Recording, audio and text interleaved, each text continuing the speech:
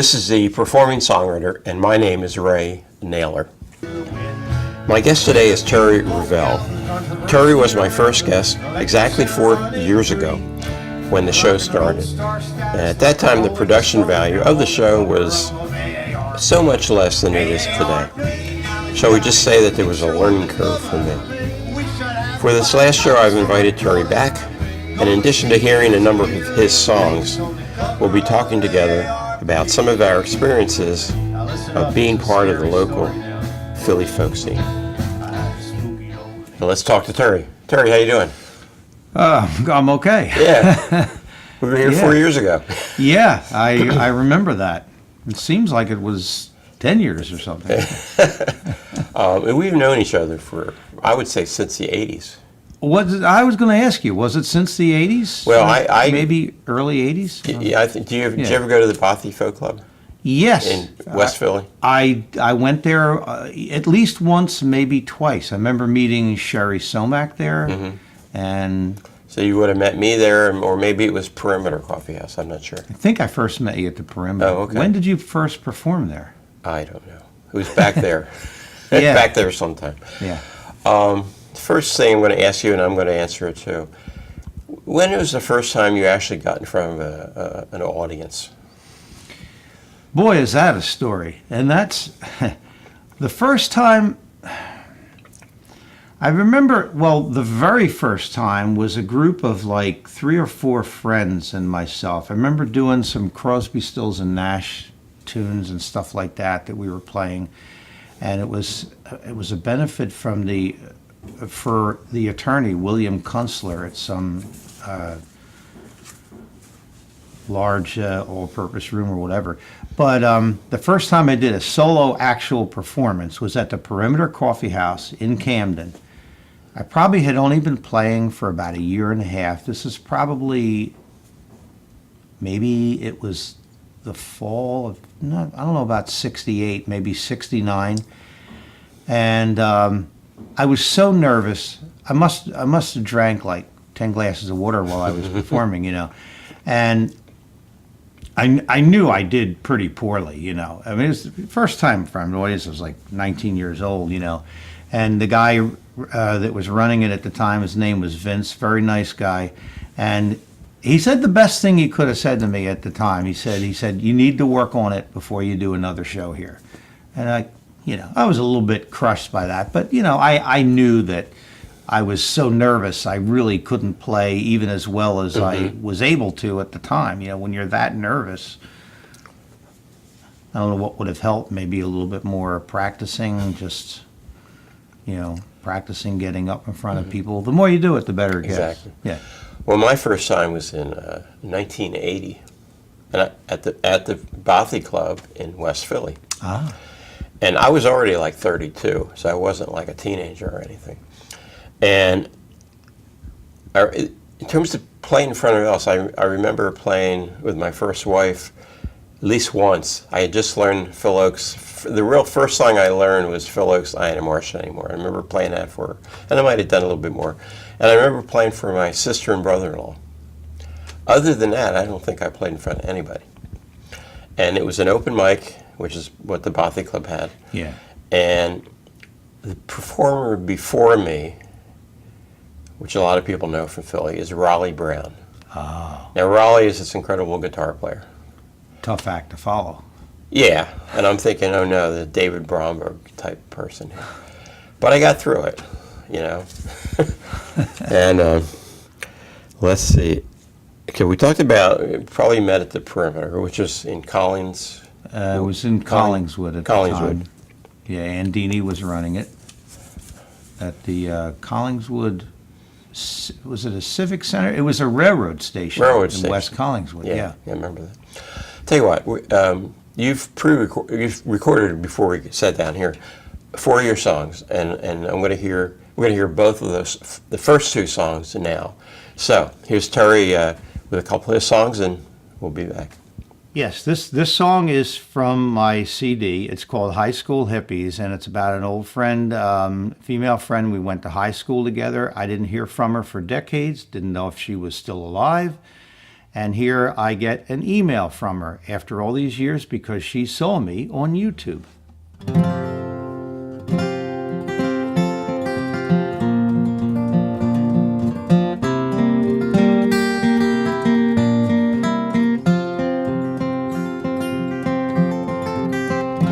I've been singing with this group, I'm up on YouTube, out there on the web for the world to see. When out of the blue I get your email, I haven't seen you since 1970. You know I always loved you, you were a friend of mine. The time we spent together was out of sight and out of mind.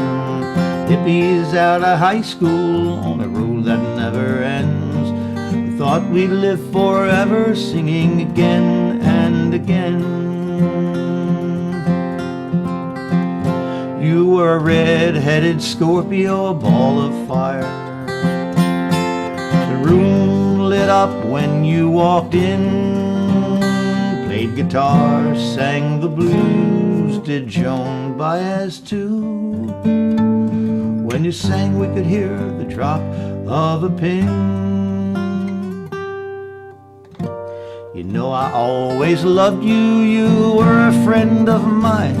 The time we spent together was out of sight and out of mind. Hippies out of high school on a road that never ends. We thought we'd live forever singing again and again.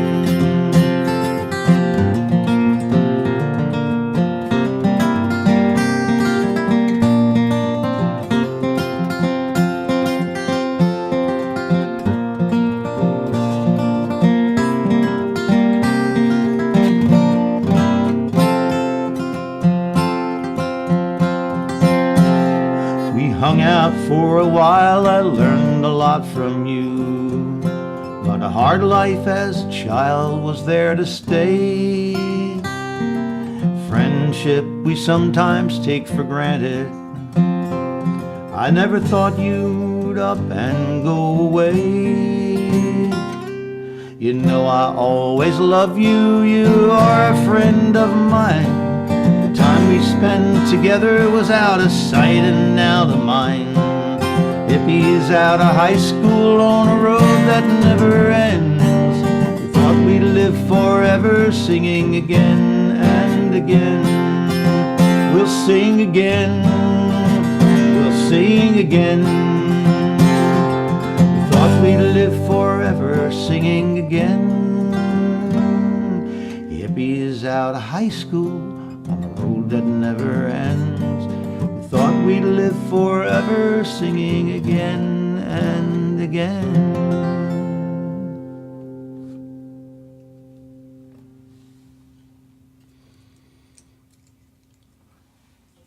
Okay, and this song is something I came up with, well, I won't say much about it, I'll just play it. In case you want to steal a song from somebody, this offers a suggestion as to who to steal it from.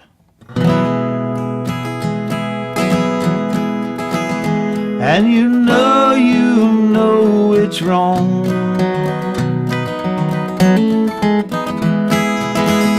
And you know to whom it belongs. I woke up from a sound sleep last night. A new melody was in my head to my delight. I thought it was original. I got up and started to write. Then I realized that melody and those words have already been used. Thought maybe by some pop singer with a record out. Maybe by some group that covered Twist and Shout. Maybe by George Harrison, already got sued. Maybe by Ricky Nelson. Like Hello, Mary Lou, it might not be new. So I got hungry, I went up to the Coffeehouse, that's the Barrington. What I heard next made me feel like a louse. They were playing my friend Steve Killett on the stereo, and on came the song, Quite Like Mulligan. And then I knew where the melody and lyrics came from. I was stealing from one of my best friends, didn't even know it. And you know it's wrong. And you know to whom it belongs. Now friends, if you're gonna steal, don't be so low as to steal from a friend or somebody you know. Steal from some stranger out on the West Coast, or some ex-roommate who has nothing to boast, except maybe a line or two. Maybe he'll never hear your song, you'll never get sued. Or better yet, steal from someone famous, not someone struggling. The act would be heinous. Steal from the rich to give to the poor. The poor would be me. Spread the wealth. Maybe my song would get famous. See you in court. Now you could steal from them all, from John and Paul. Steal from Paul Simon and maybe Neil Diamond. You could steal from the Stones. They did it themselves. You could steal from the blues, country, or folk. Hey, that's an idea. Who stole more than anyone else? Who stole from all the other folk singers? Why even said the word folk singer like that? Stole melodies from all his own early stuff. Well, that's the answer. It's Bob Dylan. Steal from Bob Dylan. And you know it's wrong. But you can always steal from a Bob Dylan song. Now I've been having these dreams, you see. I dreamt I was driving to my attorney. I was being sued and taken to court for stealing from Bob Dylan. It was my last resort. Oops, I just did it now. I stole from Bob Dylan.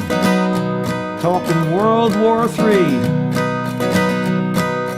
That should be in my dream if I can be in yours. I said that. I ran out of ideas, you see. I was desperate. But in the dream, Bob decided to dismiss the case. He apologized. He said he couldn't sue me because he stole himself. And you know it's wrong. But you can always steal from a Bob Dylan song. Why? Because he stole himself.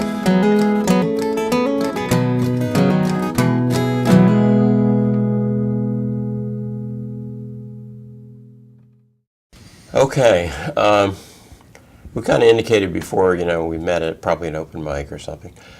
You and I have played at probably more open mics together than anybody else in the world. Right? Maybe not. Could be.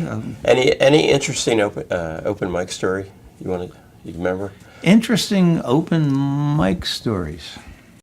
Well, I mean, the Barrington Coffeehouse, which we had for many, many years, they was a lot of interesting open mics there. I mean, I don't know how to respond to that.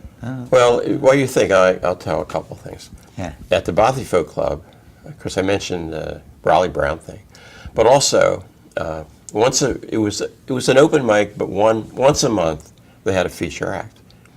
And I remember one time John Gorka came down from Bethlehem.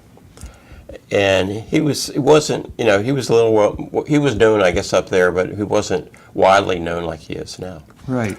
And I remember he had a coat and a tie on. If you can imagine John Gorka playing with a coat and a tie. So that was funny. I know that because a guy that's passed away, Don Frank, who used to work the door there. Right. And he had taken a picture, and I had seen it years later. Right. This was at the Bothy, you said? This was at the Bothy Club. When it was at Kavanaugh's? Kavanaugh's. Yeah. And I also used to, starting in like the early 90s, I started going to what was the Grape Street Pub in Manioc, which is now the Grape Room. Right. And I remember also when I was doing that, a little bit later in the 90s, I had a newsletter called the Open Mic Monitor. Yeah. And at the Right. time, I didn't have a car. So, and I would write articles in that thing. And so I'm trying to think I should write for the next issue. So I decided to see if I could go to 3 open mics in the same night on public transportation. So I went to the Grape Street Pub to sign up, went down to Center City, went to 2 open mics, came back on the train, and I did actually do that. So those are my open mic stories. That's an accomplishment. Well, I do remember seeing John Glorka at the Troubadour, which was in the Churchville Nature Center. I used to go and there. he did his first CD release concert there, Really? I think. I think that was the first time I saw him, yeah. Let's do this. Yeah. I know you've been to the folk festival. Yeah. And I know you have some interesting yeah. stories there. So why don't we talk about that? Yeah. Well, let's see, Folk Festival. I got to play at the Folk Festival 2 years ago on the front porch stage. That was really interesting. The first year I went to the Philly Folk Festival was the same year as, and the same month as Woodstock. It was August 1969. I think Woodstock was in the beginning of the month. Mm-hmm. The Philly Folk Fest it used to be the last weekend before Labor Day, Yeah, right? yeah. And so that was my first time seeing Jerry Jeff Walker there. I was a student at Camden County College, and this woman in the library, I think her name was Linda, she told me, she knew I was going to the Folk Festival. She said, "I have to see this guy, Jerry Jeff Walker." I said, saw him that year. Okay. I didn't Yeah. stay there. I just came up for a day. Was that your first time that you saw him? Yeah. Oh. No. I saw him Yeah. at the main point. Oh, okay, yeah. I didn't get to the main point until after that. Okay, but yeah, Jerry Jeff Walker on stage with David Bromberg and the whole band. Of course, he did Mr. Bojangles. He probably did My Old Man, Songs then- from that first album. Yeah, and shortly after that, I saw him at the main point. I always remember he opened with Driftin' Way of Life. Mm-hmm. And that was a great show. He had this jacket on with this long fringe, And there used to be an open mic at the main point, I think, on Sundays. Okay. I think, but anyway, the '69 Philly Folk Festival, I was drinking a soda and there was a bee on it, and I got stung by a bee on the tongue. I know, people cringe when they hear that. But I guess, because of saliva in the mouth, it heals fast. So by that night or the next morning, there was no pain, Credible String Band were there that year. It was either that year or the following year I saw John Denver there. Unbelievable performances. He wasn't there the first time I went, but I've seen Arlo Guthrie many times. I've seen him at the Philly Folk Fest, at the Keswick one time. And that was the one time he did not play. At all the times I've seen him, he's never played Alice's Restaurant. So 3 years ago, 2015, he was doing the 50th anniversary tour of Alice's Restaurant. So I figured, well, this time he's got to do it, So it was the Friday night concert. I was just there for the one night. Now, as you know, when you go to Philly Folk Fest, you have to pay an all-festival ticket to get into the campground. Right. So I was there. I wasn't probably thinking that it was a really hot day. When it's a really hot day, you don't drink less water, you drink more. And I think I was dehydrated and also had a little bit of a sinus headache that day. So after Arlo was finished, he was the last act on Friday night. I was going to get ready to go home. Everybody that was sitting with me, including my son, they had gotten up and went back to the campground. All of a sudden, I have this horrible dizzy spell. I can barely stand up.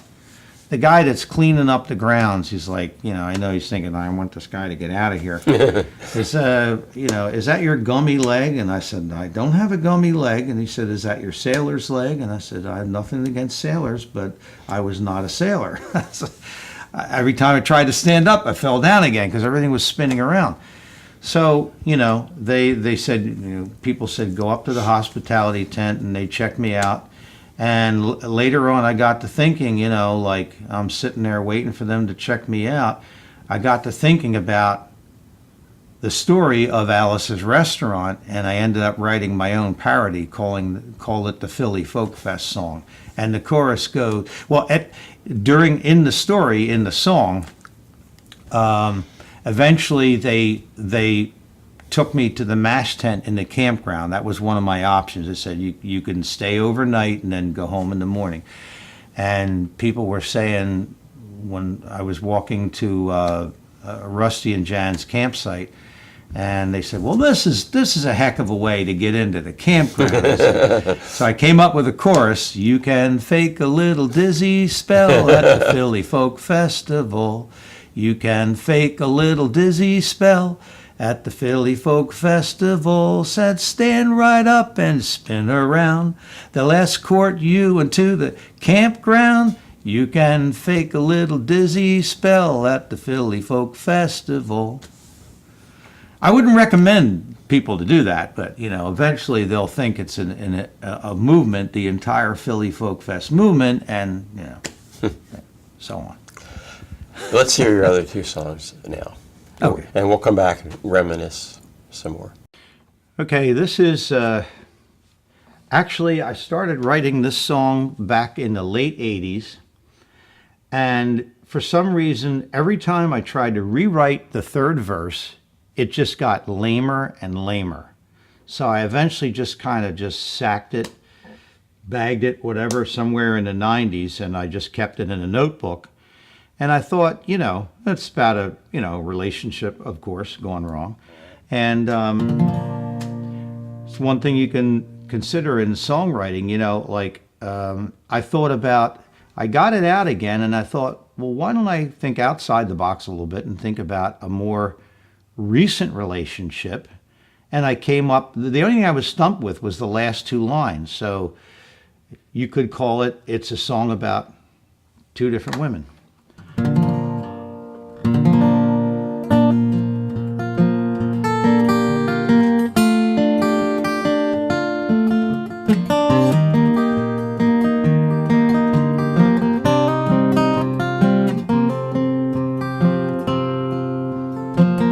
Something eats away at me, something deep inside. I've got to sit right down and write it. It's a thing I cannot hide. I thought that I was over you. Guess a friend was right. There ain't no getting rid of this. You're on my mind tonight. And it's a full moon on the horizon. The same old feelings back again.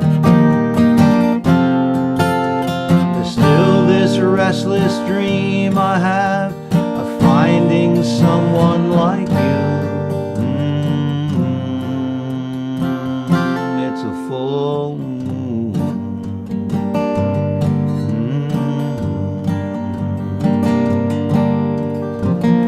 I was going out tonight to see some friends I know, but could not get up any courage to make myself just go. So it's just me and my guitar, that will have to do. Don't want my friends around me now, I think I've got the blues.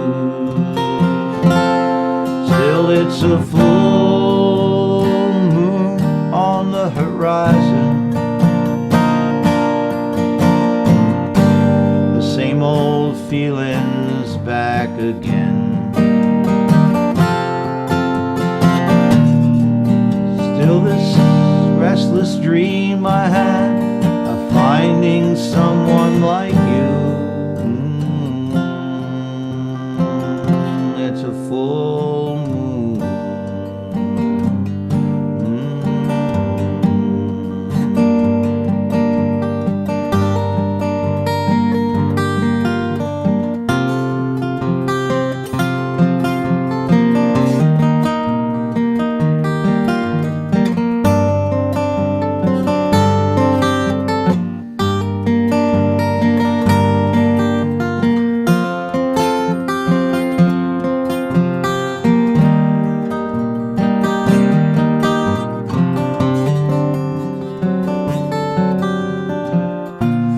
time for us was wrong, I guess. I knew it had to end. You know I really loved you. I tried to be your friend. The way we sang, the songs we wrote, we were always such a pair. But now you've headed way down south. There's just no getting there. Still it's a full moon on the horizon. The same old feelings back again. Still this restless dream I have of finding someone like you. It's a full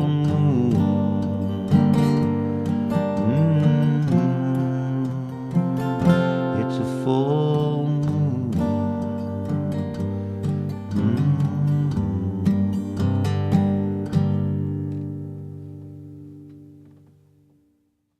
Okay, this is another song that's from my CD, and I probably wrote this in maybe the late 80s, early 90s, but I kind of rewrote the chorus for the Barrington Coffeehouse in Barrington, New Jersey, which is no longer there.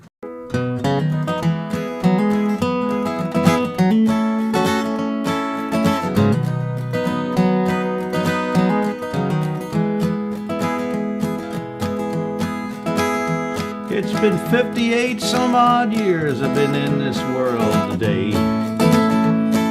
but it ain't really been living hauling supplies for RCA. I can't believe that parts are as important as they say. This kind of life has gotten me down, tired of driving around town. The paycheck isn't worth it anyway. I'm back again, I'm back again, I'm back again, here to play my songs at the coffee house in Barrington. Place will chase your troubles all away.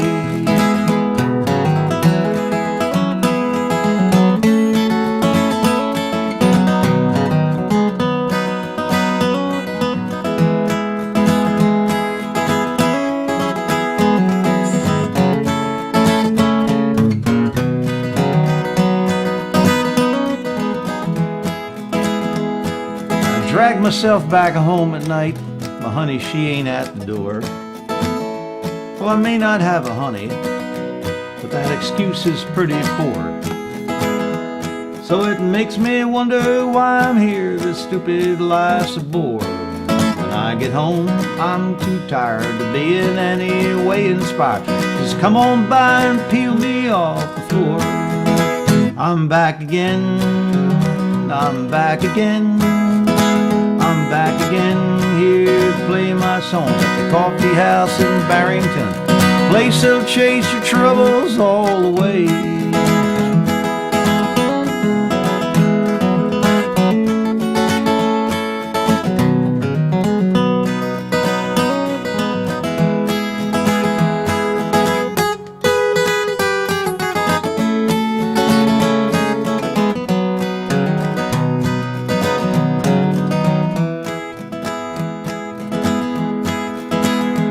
Well, it ticks me off working these hours someplace I don't want to be.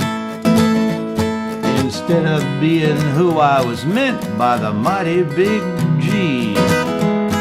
Oh God, remember that movie? George Burns. And we're reasonably sure there is a God, and if there is, he must look just like George Burns. I'm just soaking here in my nice hot tub, drinking whiskey from a jug, drifting away to my fantasy. I'm back again, I'm back again, I'm back again, here to play my songs at the coffee house in Barrington. Place that'll chase your troubles all away.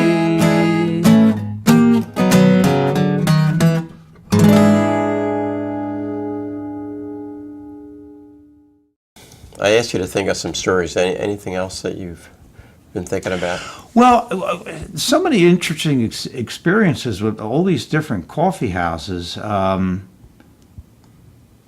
was in the very early 70s. I don't think I knew you at the time, but we had the YMCA sponsored a coffee house at the Echelon Mall called the Third Ear. It was the Third Ear outreach program. They counseled people. So they decided to have a coffee house. And me and my wife at the time, we volunteered on the staff. And one night they used to have folk music on Wednesday nights. There was like acoustic night. And so, usually on Fridays we would go to the Perimeter, but it was either on a Friday or a Saturday. They had this guy, a Philly musician that had wasn't a CD, it was an album, I guess at the time, a record. And his name was Maury Mulhisen. And most people remember him from he played guitar with Jim Croce. Well, he brings this guy along with him, and it turned out to be Jim Croce. Nobody had ever heard of him. Wow. This was like in 71, something like that, 72.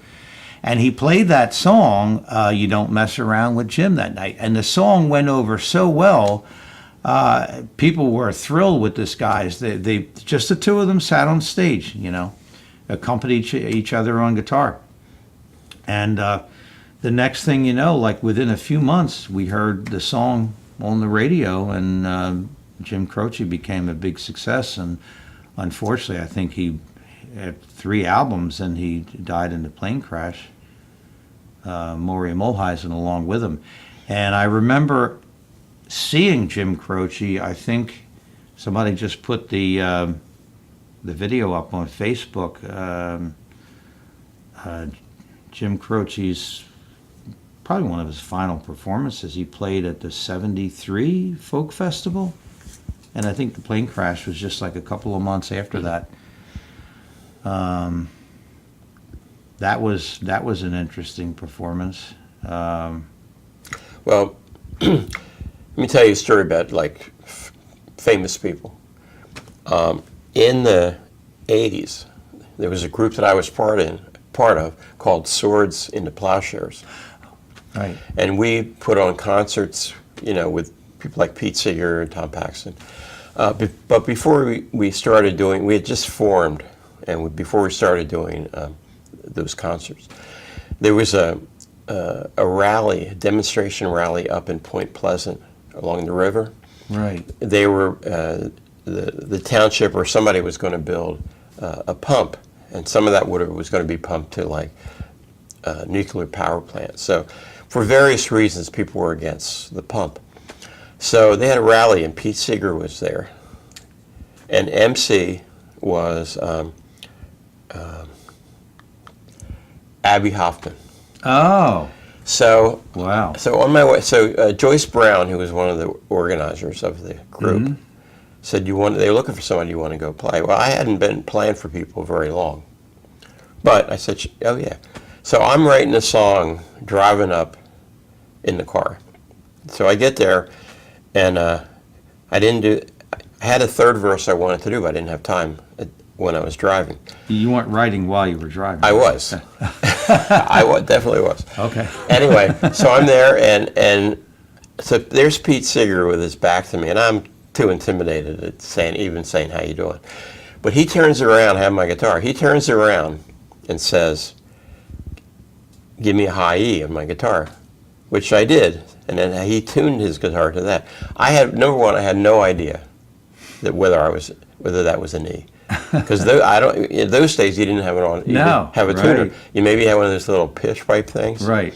So it was. Who knew what it could have been an F. I don't know. Right. So anyway, then I wanted to write this third verse. So I'm sitting on a rock away from the stage, and I'm in the middle of trying to do this. All of a sudden, Abby Hoffman says, "Our next performer is Ray and Naylor." So I run over to the stage to do my thing, and somebody held the words and everything. So I like to say, and one day I helped Pete Seeger tune his guitar, and I was introduced by Abby Hoffman. So that was kind of cool. Yeah, definitely. Wow. Yeah, and many nights we used to play. I mentioned the Albert Music Hall down in Waretown. Right. That's where I was when I found out about this gig at Cowboys, and a lot of my friends and I, well, one time we always would be jamming in the parking lot, you know, and the acts that would play on stage, like they're still there now, but you have to book it months ahead of time. Back in those days, we'd be jamming in the parking lot, and you would just sign your name up, and it was almost like an open mic. It was like 20-minute sets all evening. Every Saturday night they have it. They still have it. And so we're all jamming in the parking lot, and my friend Howard Berkowitz was there, who passed away a few years ago. And so the guy, Art Kiersling, comes out. He's the guy that did the booking for the Albert Hall, and he says, would you guys like to do a set tonight? And we were like, sure, when are we on? He goes, right now. So we just had our instruments in our hand. We didn't even put them back in the cases. We just walked into the Albert Hall. Up, it's a huge room, big hall there. Had you ever gone there? I've never been Yeah. there. And so we walked right up on the stage and just played, I'm sure we used to play stuff like You Ain't Going Nowhere by Bob Dylan, and, a lot of the stuff that was, easy for everybody to follow along with. And Mr. Spaceman, we used to play that there a lot. And, I was just starting to write songs back at the time. I probably started to write around 1985. So there was a handful of original songs I would do. And we always had a blast, playing down there. And they still jam on the porch, on the front porch, and they also have they have their own building now, and there's a garage there where they call it the Pickin' Shed, and. Yeah, many interesting open stages at the Perimeter Coffeehouse. I remember my friend Gary and we used to play, and we started playing as a duo. We eventually built it up in the 80s into a full-blown 5-piece country band, but we started playing, and we couldn't think of a name right away, so I said, why don't we just call ourselves Moose and Squirrel, as a tribute to Rocky and Bullwinkle, so... Well, I just thought of something else. You mentioned Howard Berkowitz. Yeah. And maybe we can mention a few people that have passed away. I'm thinking, first person that comes to my mind is Mike Miller. Yeah. Who used to do the campfire at the folk festival, which was a lot of fun. Yeah. I don't know who, been a number of people that are no longer with us. Ray Duffy. Oh, yeah, Ray Duffy. He played on my... second CD. Oh, yeah, okay. Yeah, and Bob Kasperzak, who used to jam with me at I used to be on the ticket committee at the folk festival, and several of us used to jam, where people would come in the camping gate, and get their tickets and their wristlets and everything, and we would just be jamming. Originally, it was inside the facility, but then they kind of changed it, and we were kind of placed in the back. But people walking in the camping gate could just stop and listen to us jam for a while, and Bob used to stop in there a lot. He used to play with Ted Jordan a lot. And well, I'm thinking of Esther Halpern.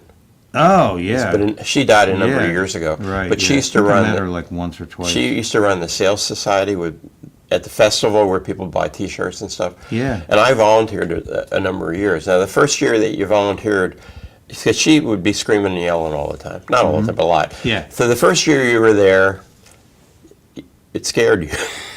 But then after that, you realized it was just Esther. Yeah. She scared you, really? I know. Jeanette Yanks, of course, and Howard Yanks. I didn't get to know him too well. He passed away a few years before Jeanette did, but I think they both ran the ticket committee.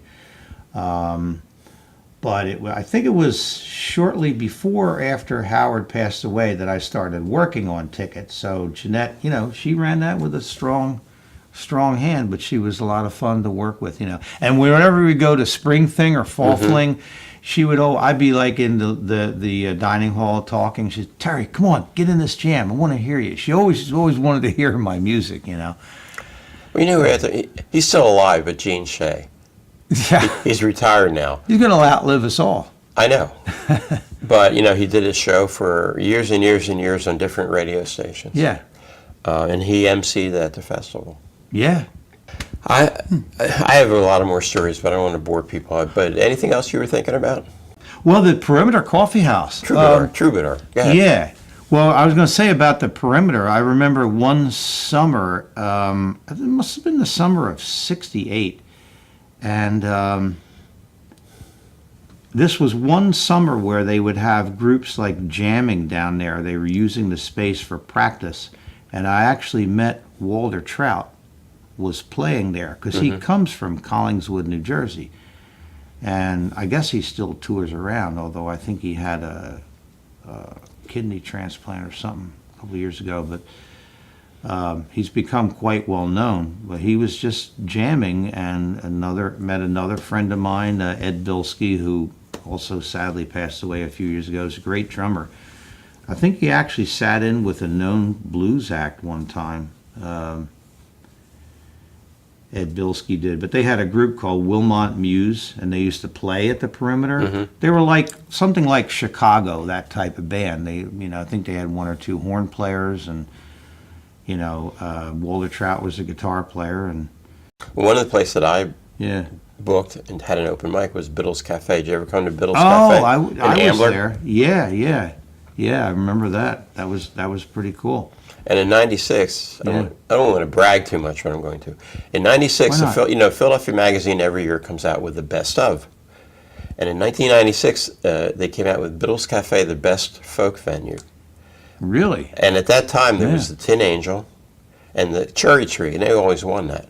But somehow, this little place that held 32 people got the best folk venue in 1996. Yeah, that's quite a feather in your cap there. Yeah. If I wore a cap like you do. Yeah, right. Yeah. Thank you for being my first guest, and thank you for being my last guest. Yeah, boy, I feel like I opened and closed it. I guess that's what I did. Yeah. Your bookend. Wow, it's been a long tenure. Yeah. Thanks, man. My pleasure. It was wonderful. And everybody that's watched some of these shows, keep supporting live music. Keep supporting live music. Go out there and hear all your favorite acts, and you never know. You never know. You could discover somebody new. Yeah, absolutely. Yeah. The last time I'm going to say goodbye on the Performing Songwriter.